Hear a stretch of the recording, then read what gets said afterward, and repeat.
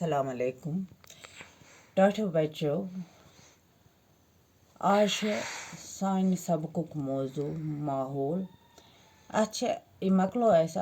अमिक सवाल कर यह 5वीं जमात बापत सानिस माहौलस मज क्या क्या शामिल दपान सानिस माहौलस मज क्या क्या शामिल अत जवाब सानिस माहौलस मज आब हवा तो ओंद पोक जू ज़ात शामिल सानिस माहौलस मज क्या क्या शामिल अख आब बे हवा बे ओंद पोक जू ज़ात ब्याक सवाल माहौलस कम सत नुकसान वातान सानिस माहौलस कम सत नुकसान वातान अत जवाब माहौलस कुल षटन सत नुकसान वातान येल हसा कुल षटोक तम सनिस माहौलस बुरा असर पेवान तम सनिस माहौलस नुकसान वातान रूद पेवानी तो हेकान असल हवा चेथ कहें ये कुली रूद कुल टिक अम सनिस माहौलस वारिया नुकसान वातान अगर जंगल मकलन तो तेल क्या सपद दान सवाल कि अगर हसा जंगल मकलन तेल क्या गस सपद क्या अत जवाब अगर जंगल मकलन रूद पे कम तो फसल वपद कम सहलाब इन ज़्यादा ज़मीनुक हरारत हुर शोर हुर तो गज़ा गस नायाब यमन सानन सरसब्ज जंगलन तो मरगन बनन रेगिस्तान कुल होखन तो यमन हे नार जू ज़ात यम अकिस पेठ दरित तिम मरन अकि अगर हसा जंगल मकलन तम क्या गस तम पे रूद कम येलम रूद पे कम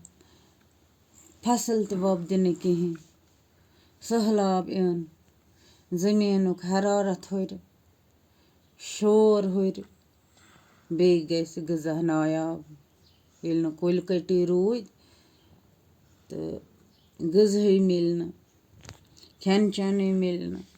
सोरे गस नायाब यमन सान सरसब्ज जंगलन यम सन सरसब्ज जंगल उमन बन रेगिस्तान तो बे कुल होखन यमन हे नार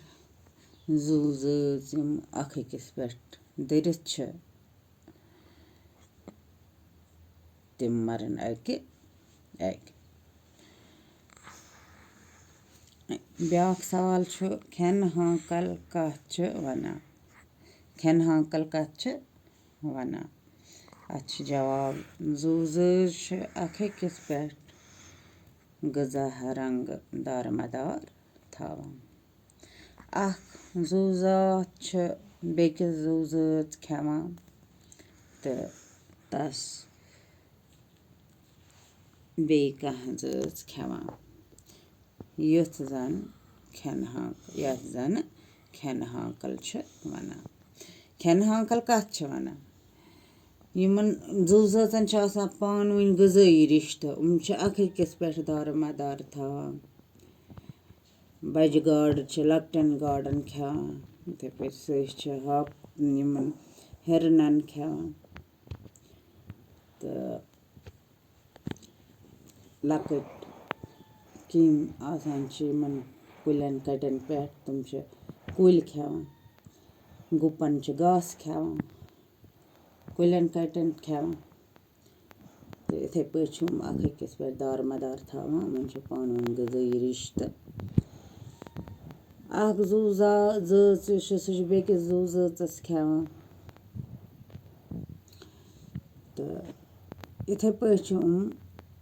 اَکھ زات بیٚکِس زاژ کھٮ۪وان اَتھٕ چھِ وَنان کھٮ۪نہٕ ہانٛکَل گوٚبرٕ یِم کٔرۍزیوکھ کاپی پٮ۪ٹھ لیکھزیوکھ صاف صاف تہٕ کٔرۍزیوکھ پَتہٕ یاد خۄدا حافظ